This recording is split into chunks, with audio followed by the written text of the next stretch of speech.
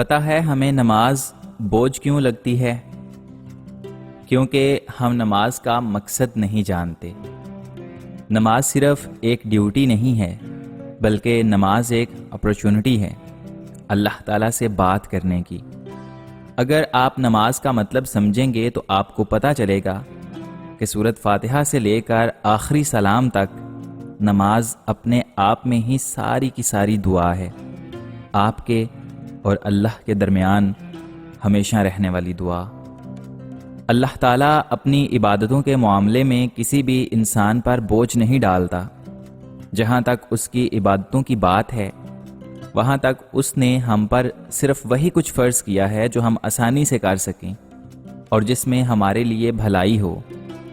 اللہ تعالیٰ نے یہ عبادتیں اپنے لیے نہیں بنائیں، اللہ تعالیٰ نے یہ عبادتیں ہمارے لیے بنائی ہیں، کیونکہ دنیا میں انہی عبادتوں کے ذریعے ہم نے سروائیو کرنا ہے، اور روز محشر بھی ان عبادتوں نے ہی ہماری نجات کا ذریعہ بننا ہے۔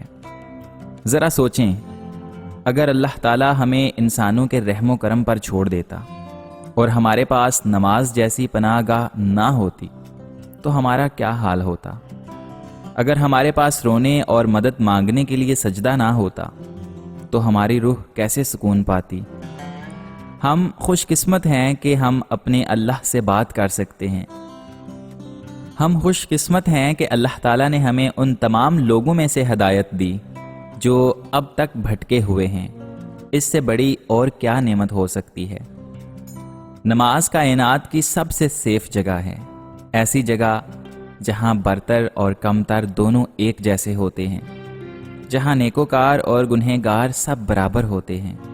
ابھی کچھ دیر پہلے میں نے ایک کوٹیشن پڑھی جو کچھ یوں تھی کہ تنہائی میں کبھی چاند کو دیکھنا اور دیکھ کر سوچنا کہ رسول اللہ صلی اللہ علیہ وآلہ وسلم بھی اسی چاند کو دیکھا کرتے تھے، لیکن ہم جائے نماز پہ کھڑے ہو کے کبھی یہ نہیں سوچتے کہ یہ وہی جگہ ہے جہاں رسول اکرم صلی اللہ علیہ وآلہ وسلم ہر مشکل گھڑی میں آیا کرتے تھے اور اللہ تعالیٰ سے صرف اور صرف اللہ سے مدد مانگا کرتے تھے، اور صرف اس جگہ پہ کھڑے ہونے سے اللہ تعالیٰ نے ان کے کیسے کیسے وسیلوں سے مدد کی تھی، یہ تو ہم بھول ہی جاتے ہیں۔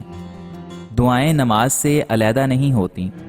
آپ جتنی نمازوں میں پابندی رکھیں گے، اللہ تعالیٰ اتنی ہی آپ کی دعاؤں کی قبولیت کے معاملے میں پابندی رکھے گا۔ تو اگلی دفعہ جب آپ جائے نماز پر کھڑے ہوں تو یہ سوچ کر کھڑے نہیں ہونا کہ ہم اللہ سے بات کرنے کے لیے آئے ہیں، بلکہ یہ سوچنا ہے کہ وہ ہمیں سننے کے لیے آیا ہے، وہ ہم سے بات کرنے کے لیے آیا ہے۔ آپ کے لیے یہ بڑے اعزاز کی بات ہے کہ وہ ذات جس سے بات کرنے کے لیے بڑے بڑے عبادت گزار ترستے ہیں، وہ آپ سے خود بات کرنے کے لیے آیا ہے۔ آپ اگر ایسا سوچیں گے تو آپ کو نماز کبھی بھی بھاری نہیں لگے گی، بلکہ نماز آپ کے لیے آسان کر دی جائے گی۔ بس ایک بار کوشش کرنی پڑتی ہے پاؤں کو جائے نماز پہ کھڑا کرنے کی، پھر اگلی بار آپ کو آپ کا دل جائے نماز پر لا کھڑا کرتا ہے۔ اللہ تعالیٰ آزمائش بہت مختصر رکھتا ہے، وہ تمہیں اتنا ہی آزماتا ہے جتنی تم میں ہمت ہوتی ہے، وہ تمہیں بس اتنا ہی غم دیتا ہے جتنا تم سہ سکتے ہو، ورنہ آزمائش تو بس تب تک رہتی ہے جب تک تم اپنی سب سے پیاری چیز اللہ کے حوالے نہیں کر دیتے۔ باقی کے سارے امتحانات تو تم خود ہی خود سے لیتے ہو، ان حقیقتوں کو بدلنے کے لیے جنہیں اللہ تعالیٰ کے علاوہ کوئی نہیں بدل سکتا۔ ضد سے نہیں، کچھ کہانیاں صبر سے مکمل کی جاتی ہیں۔ ناممکن پر مایوس نہیں ہوتے، بلکہ دعائیں کی جاتی ہیں۔ تو پھر کیوں اتنے اداس ہو؟ جو چیزیں تمہیں بے سکون رکھتی ہیں انہیں اللہ تعالیٰ کے حوالے کر دو اور خود کو ان چیزوں سے بے خبر ہو جاؤ۔ ہر چیز تمہارے بس میں نہیں ہوتی، لیکن یقین رکھو گے جس کے بس میں ہے وہ تمہیں کبھی بھی بے بس رہنے نہیں دے گا۔ ہر دفعہ مقدر سے لڑنا بہتر نہیں ہوتا، کیونکہ کچھ جنگیں ہار کر جیتنی پڑتی ہیں۔ بس اس کے کن کا انتظار کرو اور مطمئن ہو جاؤ، کیونکہ اس کی دیری کا صلہ بہت خاص ہوتا ہے۔ اگر اس نے تمہیں اپنے قریب لانے کے لیے تم سے کچھ دور کر رکھا ہے تو جان لو کہ اللہ نے تمہاری دعاؤں کو قبولیت کے لیے چن رکھا ہے۔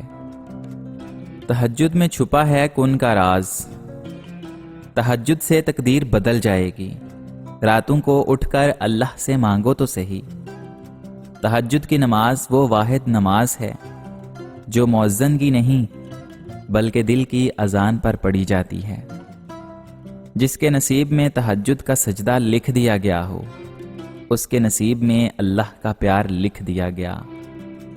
لوگ لاکھ کہیں کہ یہ ممکن نہیں، میں نے تہجد سے تقدیریں بدلتی دیکھی ہیں۔ تہجد میں بہنے والا آنسو اللہ سے دعاؤں پر کن کہنے کی سفارش کرتا ہے۔ تہجد پڑھا کرو، کوئی ملے نہ ملے اللہ ضرور مل جاتا ہے، اور جب اللہ مل جائے تو سب کچھ مل جاتا ہے۔ تہجد اللہ کی سب سے لاڈلی عبادت ہے، تو سوچو تہجد پڑھنے والا اس کا کتنا لاڈلا ہوگا۔ تہجد اللہ سے عشق، اللہ سے ہی تہجد کا سجدہ نصیب کرتا ہے جسے اپنے عشق میں مبتلا کرنا چاہتا ہے۔ آج جو تمہاری دعاؤں کا حصہ ہے نا، دیکھنا ایک دن تمہاری زندگی کا حصہ ہوگا۔ جو تم مانگتے ہو اللہ سے تڑپ کر رو کر، دیکھنا ایک دن حقیقت میں تمہارے سامنے ہوگا۔ تمہارے لیے آزمائش کا آنا بے وجہ تھوڑی نہ ہے۔ اپنے محبوب بندوں میں سحر فہرست تمہارا نام لکھنا ہوگا۔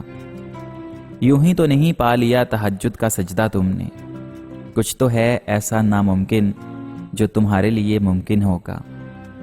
وہ رب جو مالک کن فیکون ہے، تمہاری چاہت کو اس نے اپنی چاہ میں بدلنا ہوگا۔